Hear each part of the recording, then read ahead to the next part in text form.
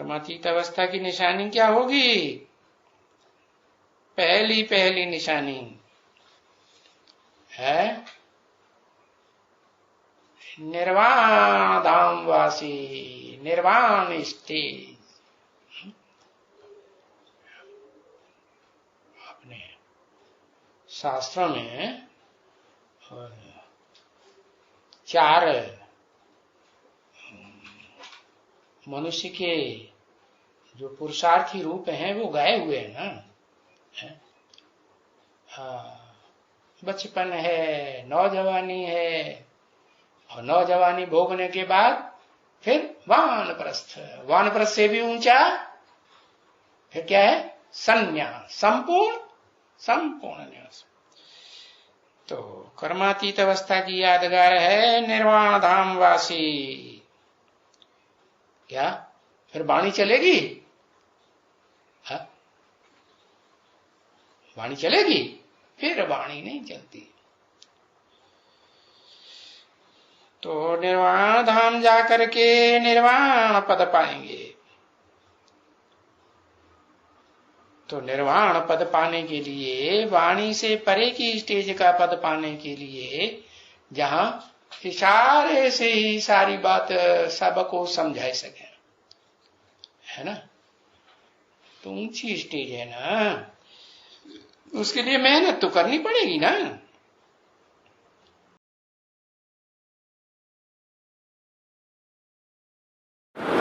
एक गलती की सजा ब्राह्मणों की दुनिया में 100 गुनी मिलती है।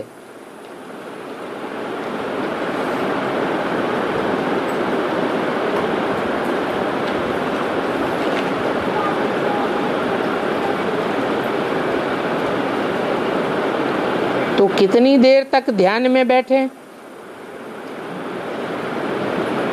जो 100 गुना बोझ उतर जाए?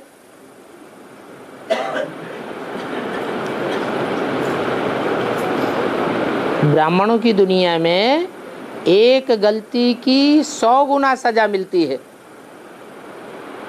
तो उस 100 गुना सजा को उतारने के लिए कितनी देर ध्यान में बैठे, याद में बैठे तो सजा उतर जाए, 100 गुना बोझ कम हो जाए? बताओ।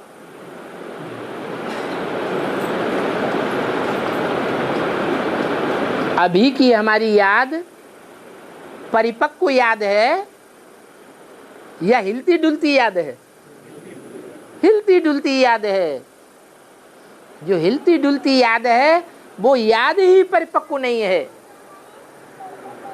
अगर याद परिपक्व हो जाए तो कोई गलती का होने का सवाल ही पैदा नहीं होता।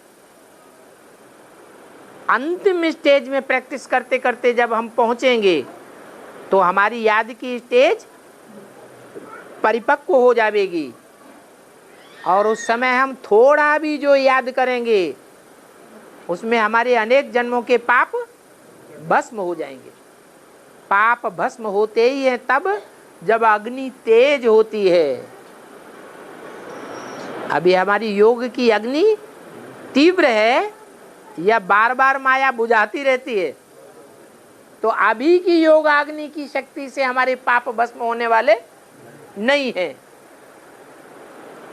अभी तो पापों का बोझा दिन दूना रात चौगुना बढ़ रहा है। कब तक बढ़ेगा? जब तक हमारी कर्मातीत अवस्था ना आ जाए। कर्मातीत अवस्था होने के बाद हमारी याद की ऐसी तीव्र स्टेज होगी कि 100 गुना बोझा जो अभी चढ़ रहा है वो सारा उतरता चला जाएगा।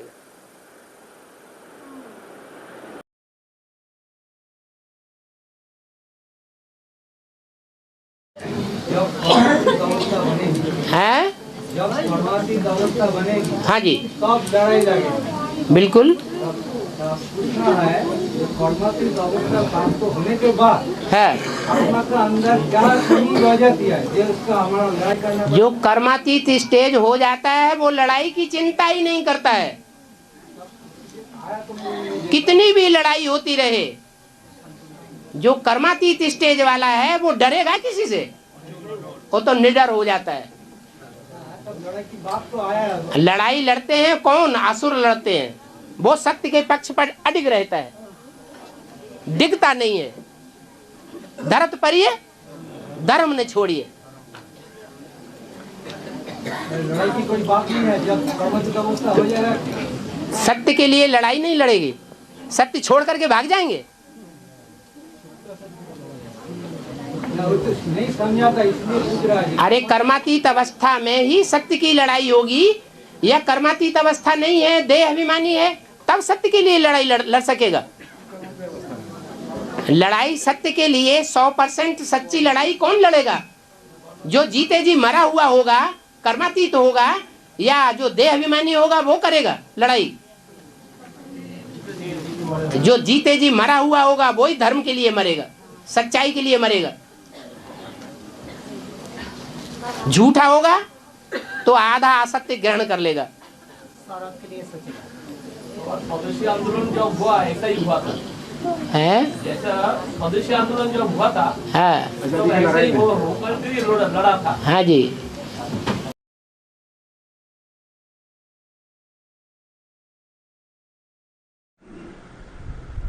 बोलते हैं, चालते हैं, आवाज करते हैं, तो भी प्रैक्टिस क्या करें कि बाप की याद बनी रहे। हम हैं ही कर्मयोगी। चाहे मुख से कर्म करते हैं आवाज करने का, चाहे कोई भी कर्मेंद्रियों से कर्म करते हैं, हम कर्म करते बाप की याद की प्रैक्टिस करते हैं। कर्मातीत अवस्था का गायन है ना। कैसी अवस्था? कर्मातीत माने कर्मों से अतीत की स्टेज। कर्म करते रहे लेकिन कर्मों का लेप छेप हमारी आत्मा पर न लगे, ऐसी याद तीखी हो, उसको कहते हैं कर्मातीत स्टेज। कर्मातीत अवस्था अगर हुई तो समझो परीक्षा पूरी हो गई। कर्मातीत अवस्था हो जाएगी तो फिर कोई भी बीमारी आदि नहीं लगेगी। ये बीमारी आदि कब तक लग रही है? जब तक कर्मों से अतीत की स्टेज को हमने प्राप्त नहीं किया। कर्मातीत अवस्था जब बन जाएगी तो लड़ाई शुरू हो जाएगी और ये ज्ञान बंद हो जाएगा। क्या तुम बच्चों की कर्मातीत अवस्था हुई, उसकी पहचान क्या होगी? लड़ाई शुरू और ये ज्ञान का लेन देन करना बंद हो जाएगा।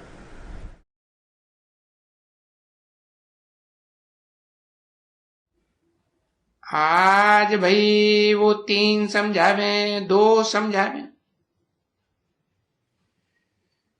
क्योंकि टाइम के ऊपर भी है ना बच्चे। अच्छा, फिर कल के लिए तुम समझाओ, पर जब तक सब पूरा न हो तो मालूम पड़ जाएगा तुमको कि कौन उठाते हैं। सब नंबरवार तुमको मालूम पड़ जाएगा कि एकदम ज्ञानी कौन है, और फिर नंबरवार कौन कौन उठाते हैं। फिर देखो, ज्ञान नहीं उठाते होंगे तो उनमें क्या होगा? है जो ज्ञान नहीं उठाते होंगे उनमें बस एकदम विकार ही विकार होगा। समझा ना? अच्छा चलो, यहां थोड़ी बंदिश है। मनसा में तो आएंगे ना, तुमको तो कर्मातीत यानी मनसा में भी विकार ना आवे।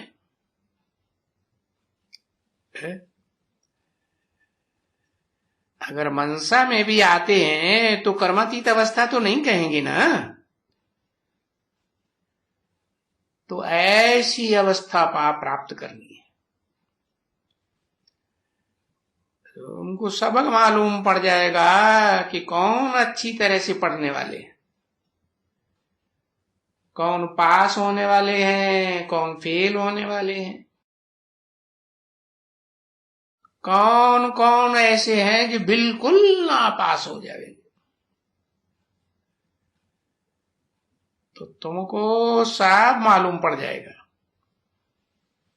है ना। तो फिर वो तो दृष्टि बैठ जाती है पीछे।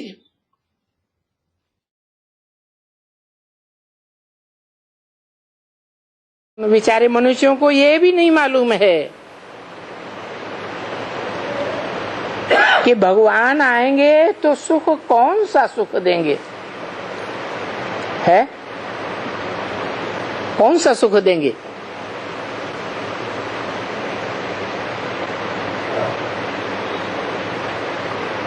पंचभूतों से बने शरीर का सुख देंगे, शरीर की इंद्रियों का सुख देंगे, या पंचभूतों से परे का सुख देंगे, इंद्रियों से परे का सुख देंगे।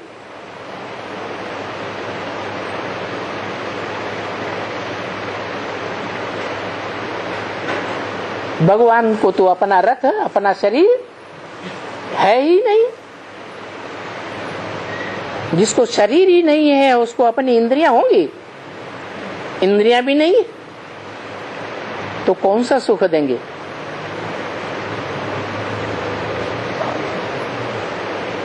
है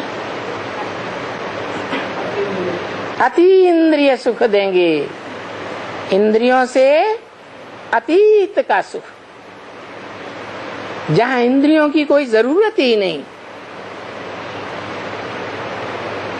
अगर इंद्रियां हैं भी, क्योंकि सभी मनुष्य मात्र को इंद्रियां तो हैं, इंद्रियों के बगैर कर्मधारा तो चलेगी नहीं, और इंद्रियों से कर्म तो करना ही पड़े।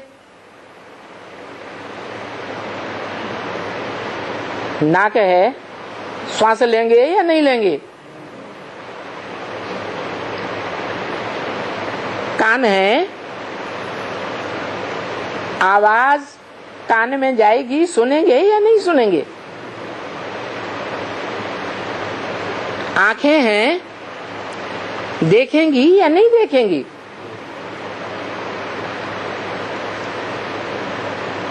तो कर्मधारा बगैर तो कोई रह ही नहीं सकता। इसलिए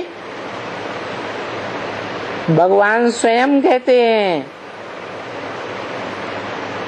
कि मैं जब इस सृष्टि पर आता हूं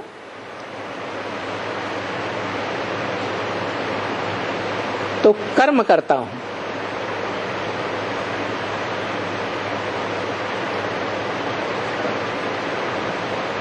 मैं अगर कर्म न करूं तो मैं तो श्रेष्ठ से श्रेष्ठ कहा जाता हूं। जो श्रेष्ठ होते हैं, महान होते हैं, दुनिया उन्हीं का अनुगमन करती है। बड़ों को देख करके छोटे कर्म करते हैं,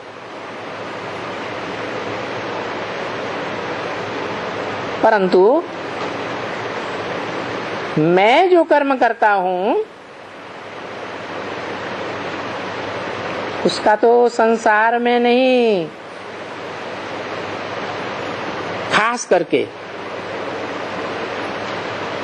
भारत में यादगार बने हुए हैं। ढेर के ढेर गांव गांव, शहर शहर में बने हुए हैं। क्या यादगार बने हैं? है शिवलिंग, शिव के मंदिर बने हुए हैं। क्या कर्म करता हूं?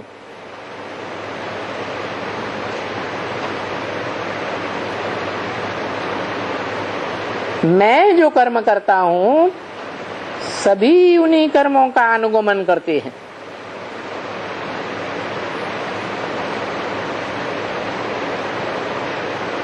करते तो हैं, परंतु कर्म करने वालों की मानसिक और बौद्धिक स्टेज मेरे जैसी ही रहती है। क्या क्या अंतर है?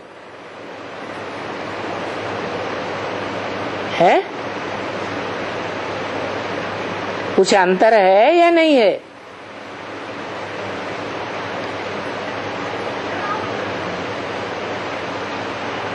अंतर है बुद्धि योग का।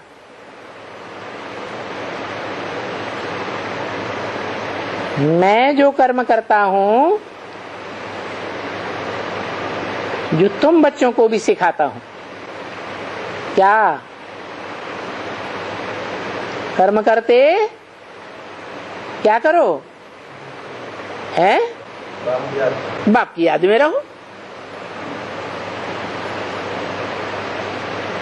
अगर ऐसी याद में रहेंगे, अपनी आत्मिक स्थिति में रहते हुए आत्मा के बाप को याद करेंगे, जिसको इंद्रियां ही नहीं है, तो अभ्यास करते करते तुम कौन सी स्टेज में पहुंच जाएंगे?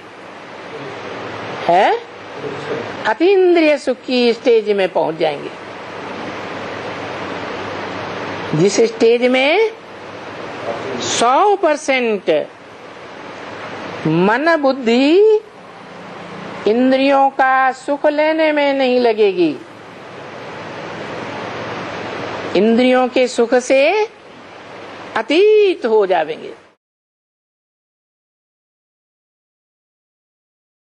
तो देखो, कायर क्यों बने, जबकि ये खटाऊ पुट्ट है। ये क्या हुआ?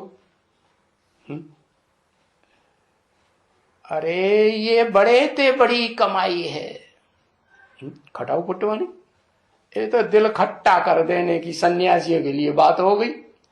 अभी तक जन्म जन्मांतर से सन्यासी ये कहते रहे, क्या पक्का भाधारणा बन गई कि आग और कपूस इकट्ठे रह करके साथ रह नहीं सकते, आग जरूर लगेगी काम विकार की। तो अब उनसे ये कहा जाए कि नहीं, साथ भी रहो और मन बुद्धि से अतीत भी हो जाओ, मन बुद्धि से याद ना आए संकल्पों में। तो ये दिल खट्टा करने वाली बात हो गई कि नहीं? उनके लिए नहीं हो गई? हो गई। तो सबसे जबरदस्त कमाई तो इसी में है। क्या? घरग्रस्त व्यवहार में इंद्रियों से कर्म भी करते रहो और मन बुद्धि एक बात में लगी रहे। क्या? इंद्रियों के सुख में बुद्धि बिल्कुल न जाए, फिर इस कमाई में कमजोर रहेगा। इस कमाई में, किस कमाई में? जो बाबा ने बताई कि कर्मेंद्रियों से कर्म करते करते मन बुद्धि से एकदम उपराम, तो इस कमाई में कमजोर रहेगा। और उस कमाई में जो सन्यासियों, दुनिया के सन्यासियों वाली कमाई है, उसमें तीखे रहेंगे। तो क्या फायदा होगा? दूरबाज खुशबाज हो गई ना, दूरबाज हो गए और खुशबाज हो गए, हमने बड़ी उपलब्धि प्राप्त कर ली। तो क्या फायदा है? वो तो बाकी थोड़े रोज की बात है ना।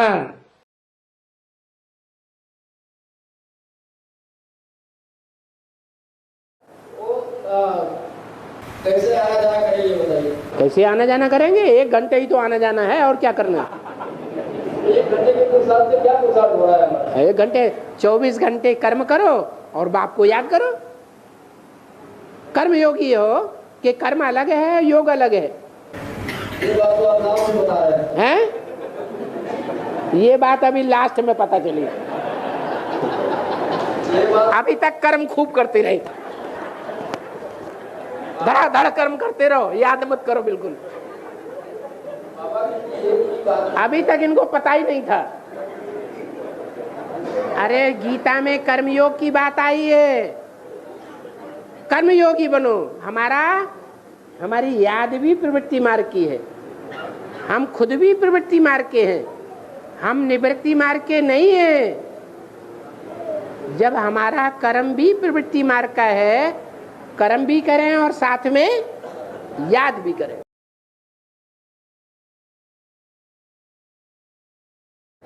हाँ जी, परमातीत अवस्था में जाने का पुरुषार्थ क्या है?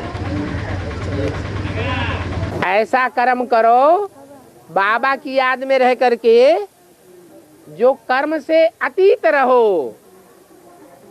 हाँ, कर्म बंधन न बंधे।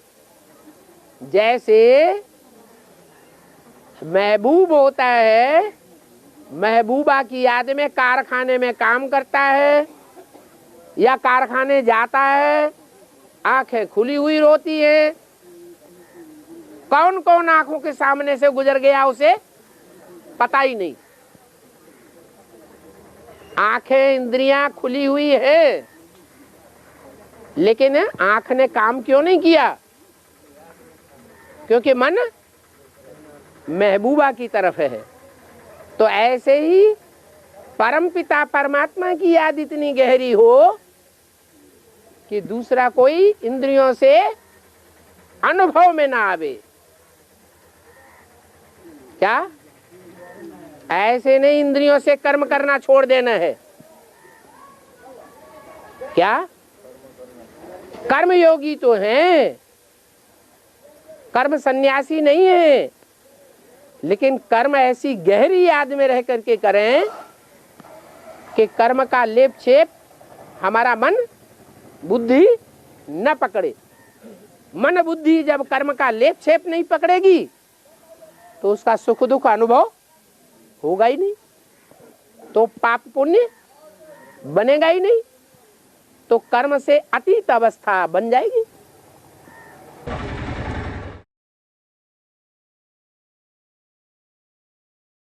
माया जीत, कर्म प्रकृति जीत, कर्म इंद्रिया जीत, इसको इधर खोलना है। माया माने 5 विकार, 5 विकारों को जीता माने माया जीत।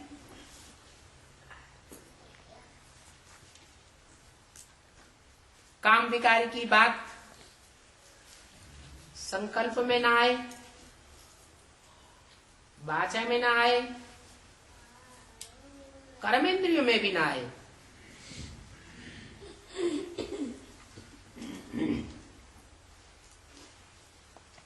तो कहेंगे काम जीत, क्योंकि सब विकारों का मुखिया कौन है? काम विकार। इसलिए शंकर जी को दिखाते हैं, उन्होंने एक को ही भस्म कर दिया। इसको काम जी वो भस्म कर दिया, तो जगत जीत कहलाए। भक्ति मार्ग में भी गायन है, काम जीते जगत जीत। इसी तरह माया जीते जगत जीत, बात एक ही है। चाहे माया को जीतो और चाहे काम को जीतो। फिर कहते हैं इंद्रिय जीते जगत जीत। इंद्रियों में मुख्य इंद्रिय कौन सी है? कामेंद्रिय मुख्य है। अगर उसके ऊपर कंट्रोल कर लिया तो जगत जीत बनेगा ही बनेगा। ये तो हुआ माया जीत। फिर है प्रकृति जीत। क्या? प्रकृति के जो 5 तत्व हैं, पृथ्वी जल वायु अग्नि आकाश, ये हमारे कोई काम में विघ्न रूप बन करके हमको रोक न सके। क्या? पृथ्वी है, भूकंप लाती है। जब भूकंप आता है तो आदमियों के काम रुक जाते हैं ना, हैं? रुक जाते हैं। मान लो कोई याद में बैठा हुआ है और भूकंप आया, तो याद उखड़ जाएगी या ठहर जाएगी? मोस्टली तो यही कहेंगे कि याद उखड़ जाएगी। लेकिन जिसकी प्रैक्टिस पक्की होगी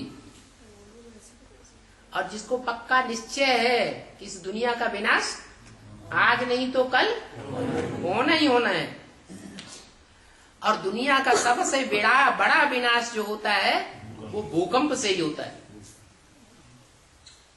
पक्का बुद्धि में बैठा होगा तो भले भूडोल आता जाए, उसकी बुद्धि में ये निश्चय पक्का रहेगा कि दुनिया का भले विनाश हो, लेकिन हम बाप के बच्चे हैं, हमारा विनाश नहीं हो सकता। दुनिया में ऐसा बहुत देखा गया है कि भूकंप आते हैं, बड़ी बड़ी बिल्डिंगें गिर जाती हैं, जब मलबा हटाया जाता है तो कोई कोई बिल्कुल साफ जिंदा निकल आते हैं, उनके शरीर को कोई जोखिम नहीं होता। तो जब सामान्य स्थितियों परिस्थितियों में भी ऐसा होता रहा, तो जब महाकाल का टाइम है, जिस टाइम के लिए मुसलमानों के कुरान में भी लिखा हुआ है कि कयामत के समय में भगवान के बंदे बड़े मौज में रहेंगे, उनको कोई तकलीफ नहीं होने वाली है। तो ये प्रकृति का जो मुख्य तत्व है पृथ्वी, समझो उसके ऊपर जीत पाई या नहीं पाई? जीत पाई। कहेंगे जीत पाई। ऐसे ही जल, कोई हवाई जहाज से जा रहा है,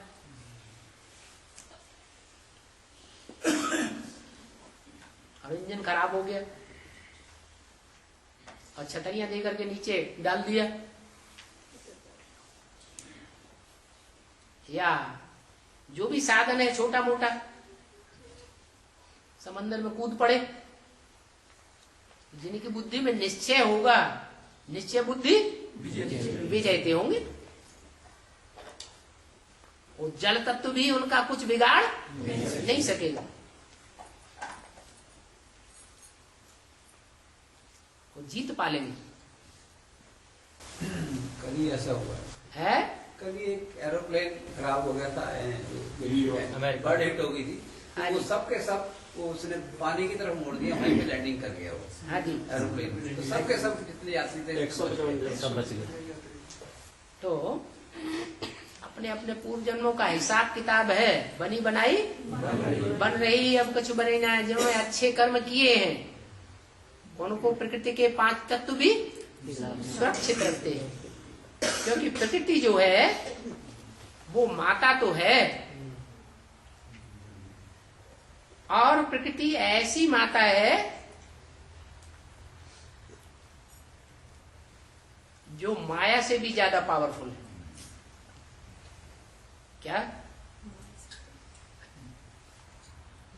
लक्ष्मी से भी ज्यादा पावरफुल है। इसलिए भगवान को कहते हैं लक्ष्मीपति, भगवान को कहते हैं मायापति, और भगवान को कहते हैं प्रकृतिपति। माया का भी पति है, प्रकृति का भी पति है, लेकिन बच्चों के सामने माया विकराल रूप में आती है अभी, और जब दुनिया का विनाश होगा तब माया भूल जाएगी। क्या? न काम विकार अटैक करेगा उतना, न क्रोध अटैक करेगा, न लोभ आएगा। अपनी जान के ऊपर आफत पड़ेगी तो काम क्रोध कहां से आएगा?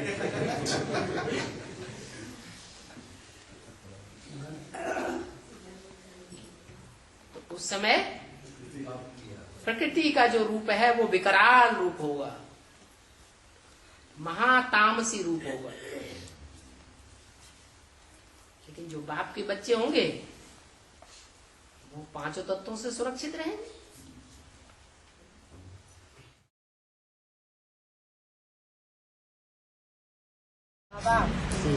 बेहद के सन्यासी और हद के सन्यासी में क्या अंतर है?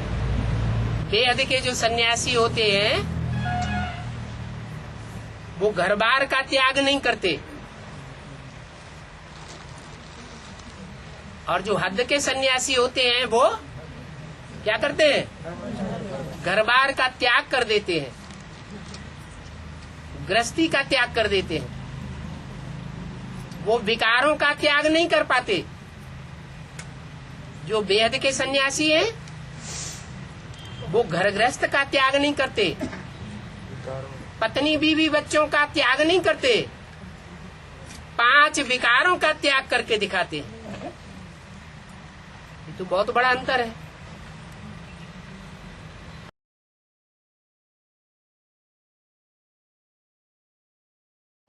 बाप आते हैं तो सिद्ध है कि अभी पढ़ाई बाकी है,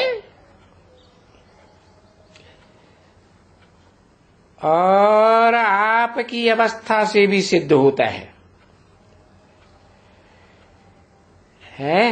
आपकी अवस्था से। अभी तक तुम करके बोल रहे थे, अभी क्या बोला? आपकी अवस्था से भी सिद्ध होता है कि अभी पढ़ाई की आवश्यकता है।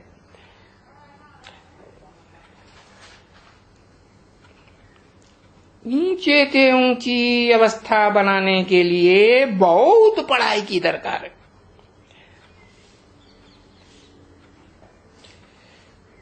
कल भी समझाया था कि मनुष्य आत्माओं की 2 स्टेजेस होती है, ऊंचे से ऊंची, और दोनों को अपनी स्टेज में ऊंचे से ऊंचा पकड़ेंगे। जीवन में मुक्ति और जीवन में बंध।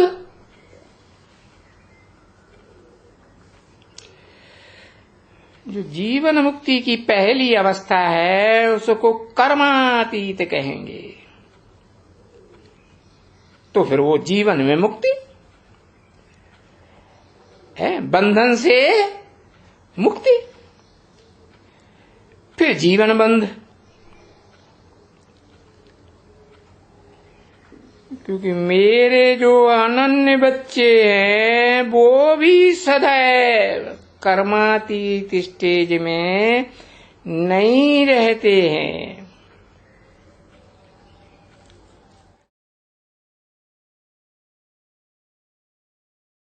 नष्टमोह और कर्मातीत में फर्क क्या है? नष्टमोह और कर्मातीत एक ही बात है।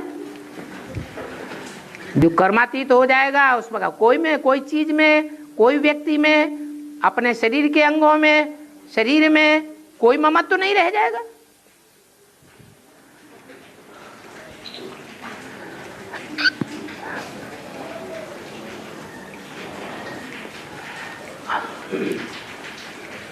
हमारा आखिरी लक्ष्य क्या है? नष्टो मोहा स्मृति लब्ध।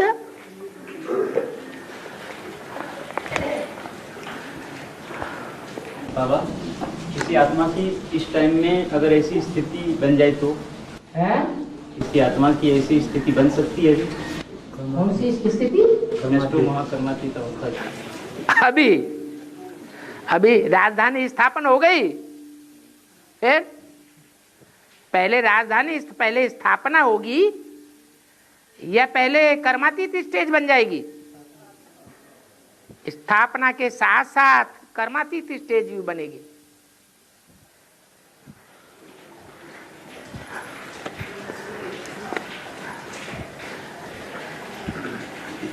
कर्मातीत स्टेज माना साक्षी दृष्टा।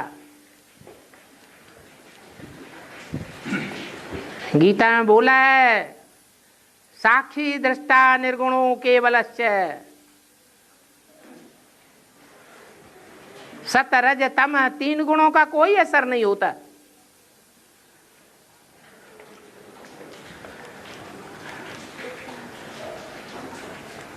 सात्विक स्वभाव संस्कार के संपर्क में, संसर्ग में आने से सुखी नहीं होंगे, हो जाएंगे, सुख को व्यक्त नहीं करेंगे।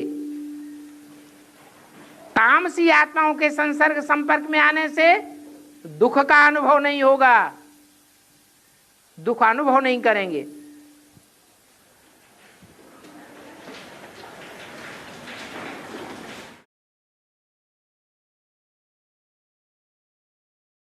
पवित्रता की असल परिभाषा क्या है? मनुष्य बॉडी में जब आत्मा रहती है तो जब कोई भी कर्म करेगी उसका रिजल्ट निकलेगा। तो वो कब तक समय आएगा कि जो बाप चाहते हैं वैसा होगा? क्या चाहते हैं बाप? बाप पवित्रता चाहते हैं। पवित्रता माने क्या? मीन कर्म करते हुए भी उसमें लिप्त ना हो। हाँ, तो वो स्टेज कब आएगी, कैसे आएगी? अरे कर्म काहे से के, किस कर्म जो है वो काहे से किया जाता है? कर्मेंद्रिय। तो कर्मेंद्रियों की याद न रहे, परमधाम जाएंगे तो कर्मेंद्रियां जाएंगी हैं? तो ऐसी स्टेज बनाओ कि परमधाम जैसी स्टेज बन जाए। Practice makes a man perfect. ऐसी प्रैक्टिस करो। हम देह हैं ही नहीं, हम क्या हैं? हम तो ज्योति बिंदु आत्मा हैं। ज्योति बिंदु आत्मा को नाक, आंख, कान, टांगे वगैरह होती हैं क्या? नहीं। भूत प्रेतों को हैं? उनको कर्मेंद्रियां नहीं होती हैं? हाँ, होती तो हैं, सूक्ष्म होती हैं। तो क्या? अरे चींटी को छोटी होंगी, सूक्ष्म होंगी, हाथी को बड़ी होंगी, इतना ही तो फर्क है तो जरूर ना। तो प्रैक्टिस ऐसी करनी है आत्मा की स्थिति बनाने की कि इंद्रियों का मन बुद्धि में सफाया हो जाए। पाठ पढ़ते पढ़ते तो बाबा 70 साल से ज्यादा हो गया, आज तक किसी की बनी है ऐसी स्टेज? आज तक किसी की ऐसी स्टेज बनी है? 70 साल से ज्यादा टाइम हो गया पाठ पढ़ते पढ़ते। हाँ, तो क्यों नहीं बनी है? जैसे ही इसमें संपूर्णता की स्टेज का बताया, कर्मातीत अवस्था की बात की। हाँ, बनी है या नहीं बनी है? मना कर्म करें। कर्मातीत अवस्था किसकी बनी है? कर्म करें, उस इंद्रिय से ही कर्म करें जिसको कंट्रोल करना बड़ा मुश्किल है। कर्म करें लेकिन वो किया हुआ कर्म याद ही ना आए। चाहे किसी के साथ वो कर्म करें, बेकायदे न करें। बेकायदे करेंगे तो बहुत याद आएगा। बेकायदे माने जो समाज से स्वीकृत न हो, जो सरकार से स्वीकृत न हो, सरकार के कानूनों में जिसकी मान्यता न हो, समाज के कानूनों में जिसकी मान्यता न हो, और ईश्वरीय कानून में भी जिस कर्म की मान्यता न हो। जैसे मान लो चोरी चकारी है, समाज में मान्यता है, सरकार में मान्यता है, ईश्वरीय ज्ञान में चोरी चकारी की मान्यता है। तो ऐसा अगर बेकायदे काम कर दिया तो शर्तिया है, बहुत याद आएगा। सामान्य रूप में भी कर्मेंद्रियों से कर्म करें, लेकिन ऐसी स्टेज बनावें कि कर्म करते कर्मेंद्रियों की याद ही ना आए। ऐसा पुरुषार्थ करने वाले नंबर वाले होंगे या होंगे ही नहीं? नंबरवार होंगे, ऐसे नहीं होंगे ही नहीं, होंगे तो जरूर, लेकिन संख्या कम होगी है। हाँ, श्रेष्ठ की संख्या कम होती है या नीचे की संख्या कम होती है? हाँ,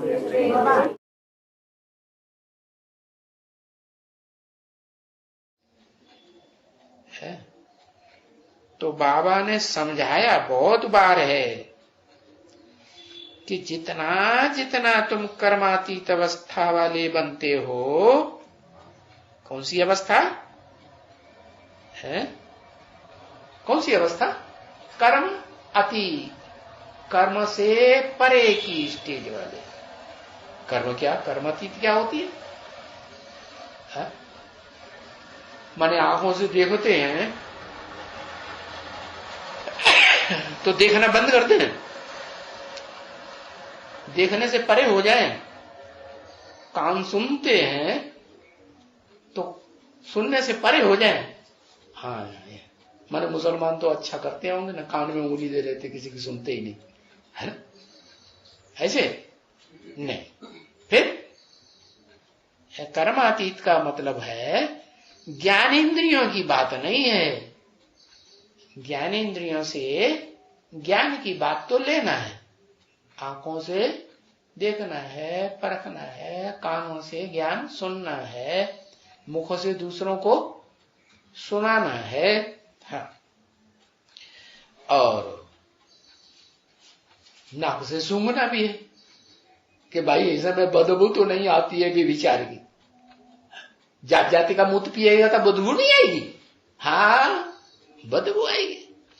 तो बताया ये ज्ञानेंद्रियों की बात नहीं है, कर्मातीत अवस्था। कौन सी इंद्रियों की बात? अरे ज्ञानेंद्रियों की, मुख की इंद्रियों की बात है। अरे यही नहीं समझ पाया अभी तक। कर्मेंद्रियां माने भ्रष्ट इंद्रियां, ऐसे शरीर की नीचे वाली इंद्रियां। क्या? ज्ञानेंद्रियां माने ऊपर की इंद्रियां। खड़े हो जाओ, हाथ जो है नीचे करके खड़े हो जाओ, तो हाथ कमर से नीचे चले जाएंगे या ऊपर रहेंगे? कमर से नीचे चले गए ना, तो आधा अंग से नीचे, अर्धांग से नीचे जो इंद्रियां हैं वो सब हैं भ्रष्ट इंद्रियां, उनको कहेंगे कर्मेंद्रियां। हाँ, तो तुम उन कर्मेंद्रियों से अतीत बन जाएंगे। क्या? वो जो कर्मेंद्रियां हैं ना, जानते हैं कौन कौन सी? वो कर्मेंद्रियों से अतीत, उनके कर्मों से परे, वो याद ही नहीं आएंगी। क्या? अरे कोई के संसर्ग संपर्क में आएंगे, संबंध में आएंगे तो याद आएगा कि नहीं? नहीं याद आएगा। और उन्हें कर्म इंद्रियों के संसर्ग में नहीं, संपर्क में नहीं, संबंध में नहीं है, उनसे कोई काम ही नहीं लेना है, तो फिर क्या होगा? याद आएगा? फिर याद। अच्छा, तो हाथ पांव से कुछ काम ही नहीं करेंगे? अरे करेंगे कि नहीं करेंगे? हाथ पांव से काम करेंगे तो कर्मातीत कैसे बनेंगे? हाथ पांव से काम करते रहेंगे तो बुद्धि तो जाएगी ना हाथ का काम करने में, और पांव से चलेंगे तो जहां जहां जाएंगे वहां बुद्धि नहीं चलेगी? हाँ, बुद्धि चलेगी।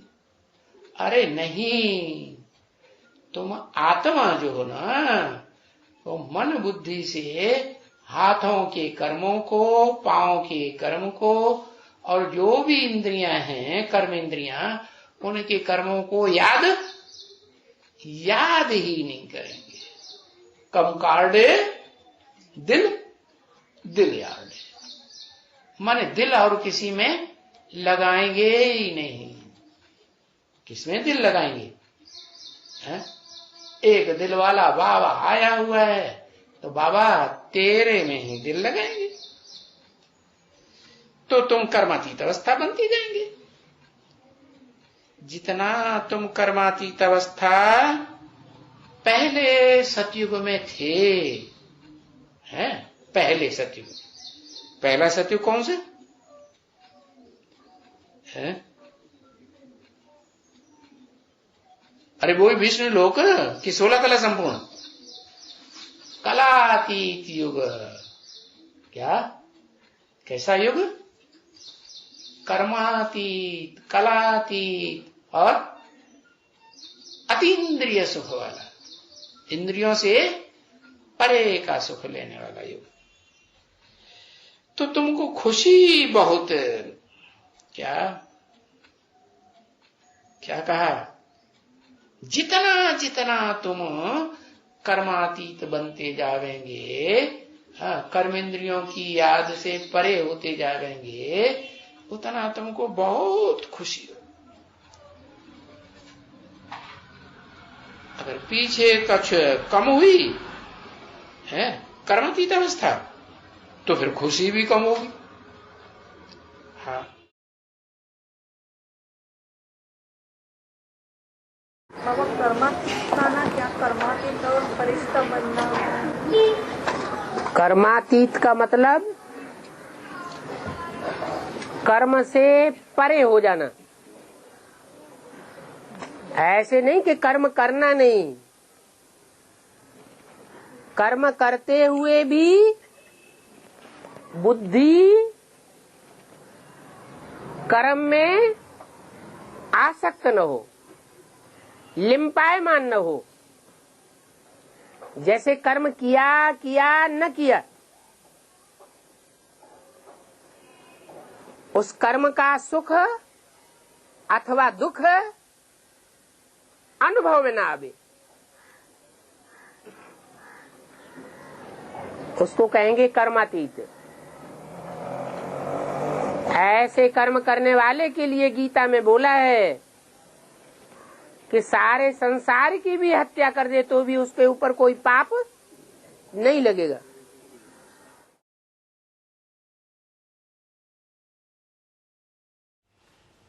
तो देखो, देवताएं भी चाहते हैं कि हम यहाँ ब्राह्मणों के साथ रहें, क्योंकि ये पुरुषोत्तम संगम युग की रहनी सबसे ऊंची है। परंतु जिन ब्राह्मणों में ज्ञान हो ना, जो इन राजों को समझते हों, बाकी जिनमें ज्ञान नहीं है, वो फिर इतना इतना नई दुनिया का सुख नहीं उठा सकते हैं। नाम सुनते हैं स्वर्ग का नाम सुन करके कि भाई हेवन है,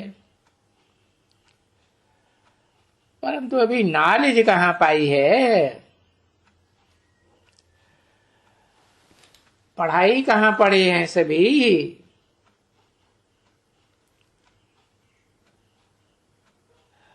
और पढ़ाई तो ऐसी पढ़े हुए हैं जो फिर राजा भी न कोई बन सकेंगे, समझा। क्योंकि राजा बनने के लिए तो कर्मातीत अवस्था चाहिए।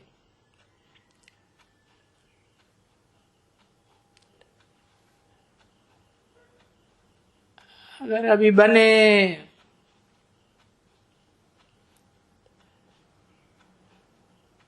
तो फिर राजा भी न बन सके कोई।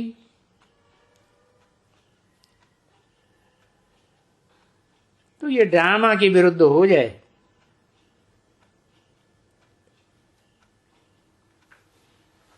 तो इसलिए अभी पढ़ना है और पढ़ाना है।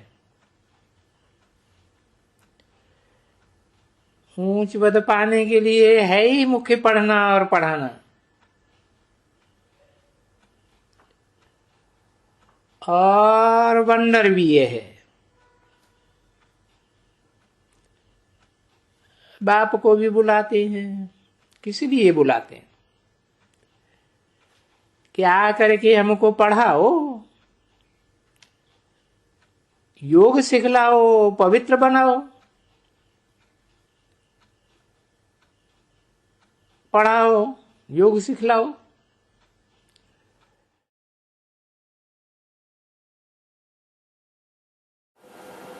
कई तो कहते हैं हम तो निरंतर याद में रहते हैं। बाबा कहते हैं ये अवस्था अभी कोई की नहीं हो सकती।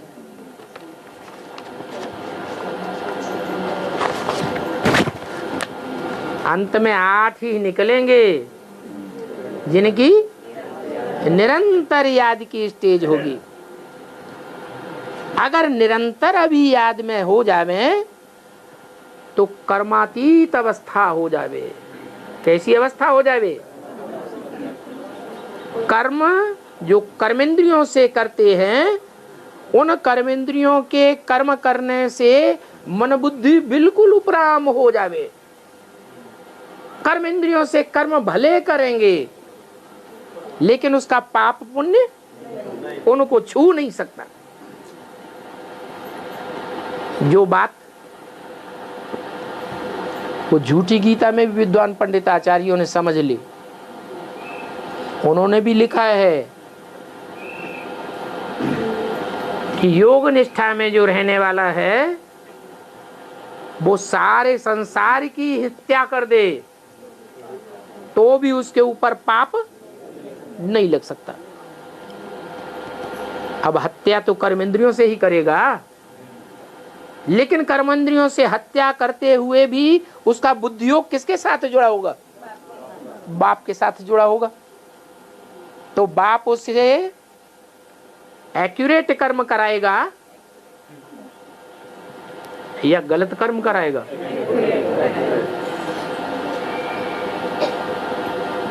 कभी विनाश भी जरूरी है या नहीं है?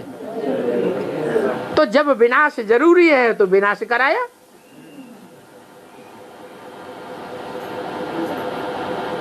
तो बोला ज्ञान की पराकाष्ठा आ जाती है तब होती है कर्मातीत अवस्था। इस कर्मातीत अवस्था में मेहनत है क्या है? कर्मातीत अवस्था में मेहनत है।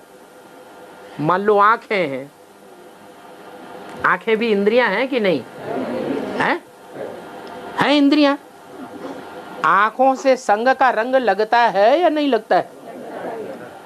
और आंखों से पाप कर्म बनता है या नहीं बनता है? आंखों से लगाव पूर्वक किसी को लगातार देखा तो जिसको देखेंगे अगर वो थोड़ी अबला आत्मा है तो प्रभाव में आवेगी या नहीं आवेगी? और जो प्रभाव में आवेगी उसको याद आएगा कि नहीं आएगा? फिर वो याद सताएगी या नहीं सताएगी? है? फिर वो याद सताएगी। और जब देहधारी की याद लगातार सताएगी तो पाप कर्म बनेगा, पुण्य कर्म बनेगा। तो जिसने ये दुष्कर्म किया और जिसने कराया, दोनों को पाप लगेगा कि एक को लगेगा? दोनों को पाप लगेगा। अब वो तथाकथित जो ब्राह्मण योग लगाते हैं वो तो 4-4 घंटे 8-8 घंटे सारी रात याद में बैठ जाते हैं और आंखों से एक दूसरे को देखते रहते हैं। तो कम उम्र की कन्याएं माताएं, उनकी दृष्टि विचलित होती होगी या नहीं होती होगी? फिर वो भागेंगी या नहीं भागेंगी? आश्रम का नाम बदनाम होगा या नहीं होगा? आश्रम का नाम बदनाम होगा। बाप का नाम ब्रह्मा की दाढ़ी की लाज कहेंगे नहीं रखी। तो इंद्रियों से पाप कर्म भी होता है और इंद्रियां पाप पुण्य से परे भी हो जाती हैं। वो कब होंगी? बाप की निरंतर याद रहे। क्या? निरंतर याद रहे। तो उस दृष्टि से जो 8 निकलेंगे वो देखेंगे कोई को तो भी उनका कोई पाप नहीं बनेगा। क्यों? क्योंकि ऐसी अवस्था कर्मातीत स्टेज बनाई हुई है। परंतु इसमें मेहनत है। क्या? इंद्रियां ऐसी साक्षी बन जाएं, इस बात में बड़ी मेहनत है। विश्व का मालिक कोई ऐसे थोड़े ही बन जाएंगे। क्या? विश्व का मालिक तो एक होगा, लेकिन सारे विश्व को कंट्रोल एक कर लेगा या कोई सहयोगी बनेंगे? तो जो सहयोगी बनेंगे वो नंबरवार विश्व के मालिक नहीं हुए,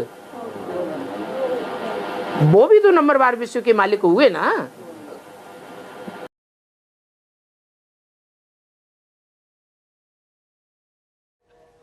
अब पुरुषार्थ करना कैसा?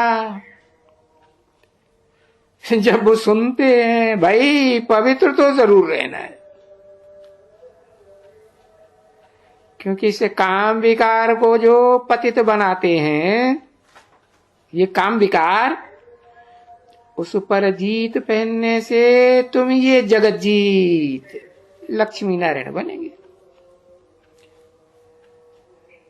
अब जगत जीत का अर्थ कोई थोड़ा ही समझते हैं। जगत जीत कौन है, जगन्नाथ कौन है, जगत पिता कौन है? और बाप कहते हैं काम को जीतो।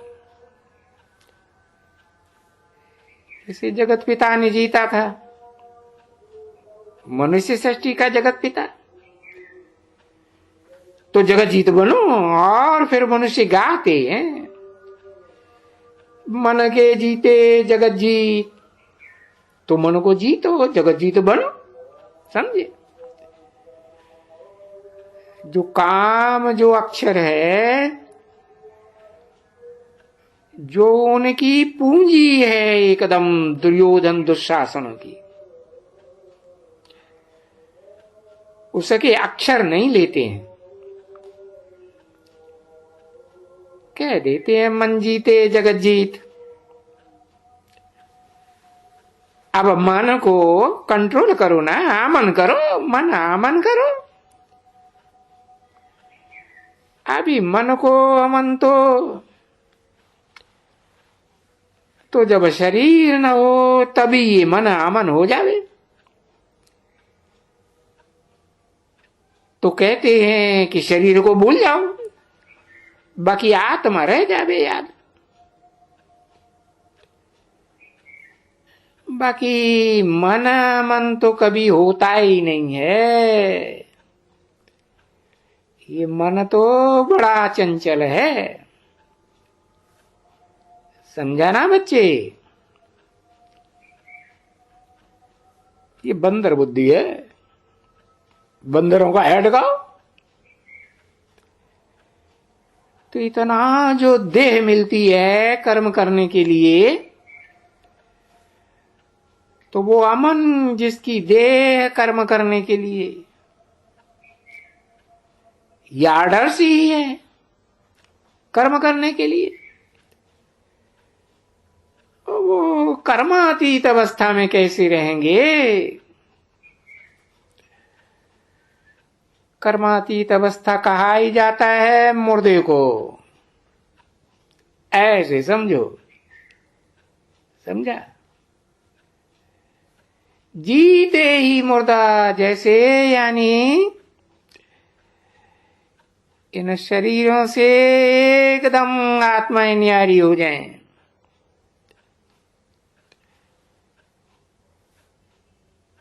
तो जो कलाबद्ध हैं, जैसे कृष्ण को कहते हैं 16 कला संपूर्ण, वो फिर क्या कर्मातीत कहे जाएंगे? है? आंखों का कर्म छोड़ सकते हैं, तुमको तो ये पूरे शरीर से न्यारे बनने की ये इतनी पढ़ाई पढ़ाते हैं ना, कि शरीर से अलग हो जाओ। शरीर अलग है,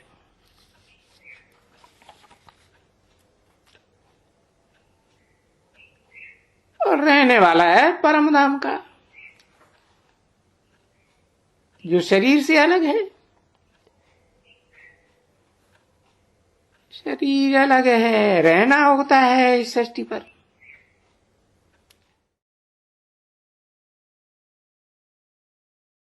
तो बाप जो युक्ति बताते हैं, राय बताते हैं, बाप नहीं बाबा, वो याद करते करते तुम्हारी कर्मातीत अवस्था हो जाएगी। क्या क्या याद करते करते, हे पतित पावन आओ। कौन पतित पावन आओ? इब्राहिम बुद्ध क्राइस्ट आओ, है? दादा लेखराज ब्रह्मा आओ। कौन आओ? है शिव बाबा आओ। शिव बिंदी का नाम है, जिनके यादगार मंदिर बने हुए हैं, जो अपने पुरुषार्थ से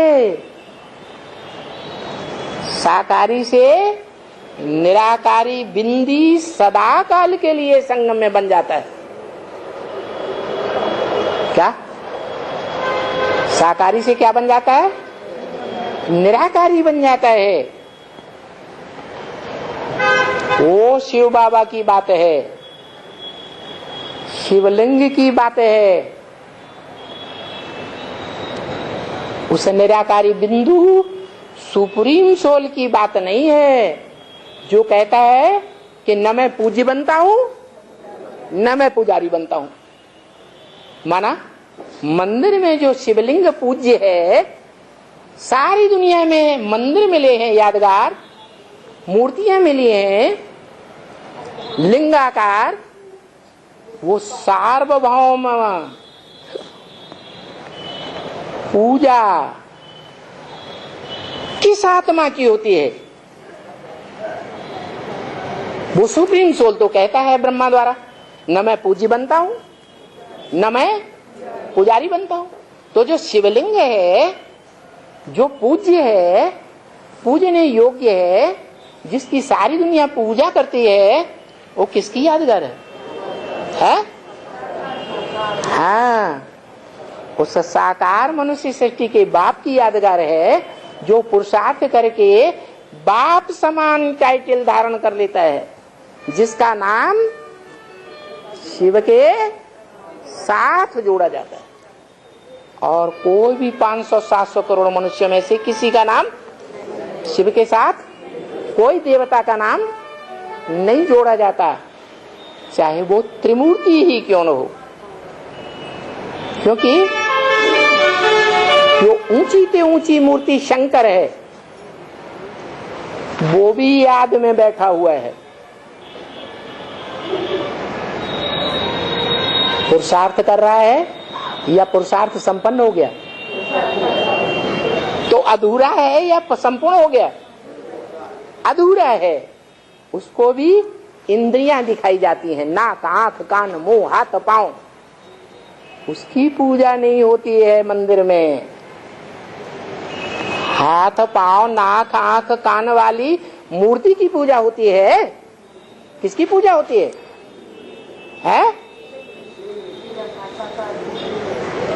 उसकी पूजा होती है जो अपन को शिव समान निराकारी निर्विकारी निरहंकारी बना लेता है, कर्मातीत बना लेता है, कर्म इंद्रियों से कर्म करता है और सामान्य कर्म इंद्रियों से नहीं। उस कर्म इंद्रिय से कर्म करता है जिस कर्म इंद्रिय के लिए गायन है, काम जीते जगत जीते। इंद्रिय जीते क्या? आंख जीते जगत जीते? आंख भी तो इंद्रिय है नहीं। जिस इंद्रिय को जीतना कोई भी मनुष्य मात्र के बस की बात नहीं है, उस इंद्रिय को जीते जगत जीत। इसलिए शास्त्रों में दिखाया है कि किसने कामदेव को भस्म किया।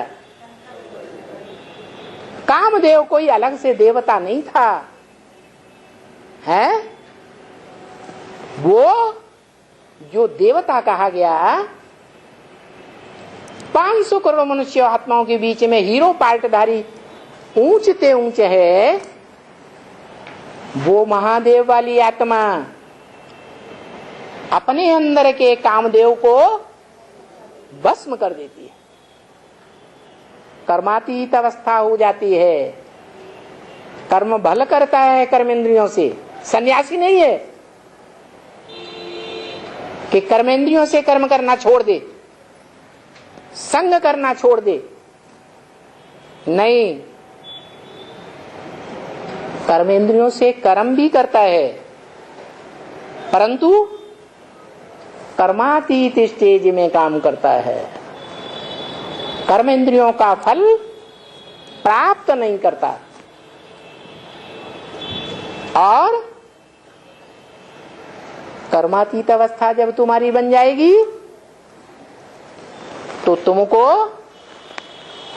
स्वस्थिति में सदा रहने का वर्षा स्वर्ग मिल जाएगा। कब मिलेगा? कब मिलेगा? है? हाँ, ऐसी स्वस्थिति को धारण कर लो कि कोई भी परीक्षा आ जाए, विकट से विकट, फिर भी आत्मिक स्थिति को नहीं छोड़ना। कर्मेंद्रियों के लगाव में नहीं आ जाना, कर्मेंद्रियों से चंचल नहीं हो जाना।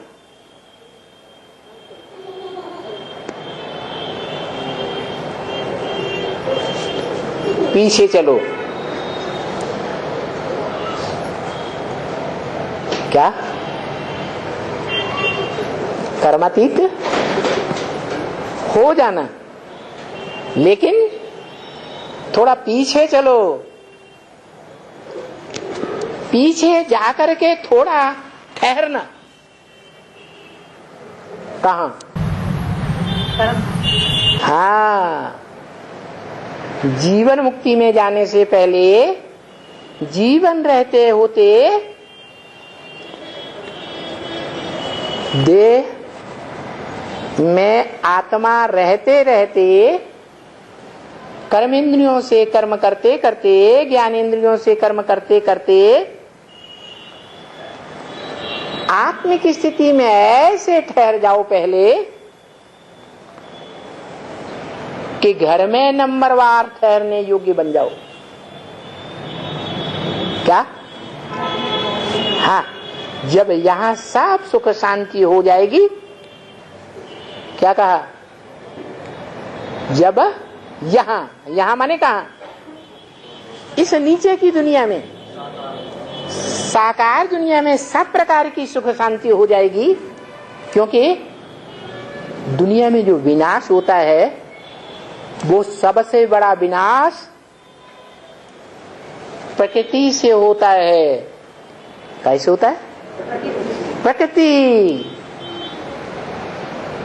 प्रकृति पति कहा जाता है ना, है? तो प्रकृति पति का विनाश होता है या जरी खसम की लड़कन मारे।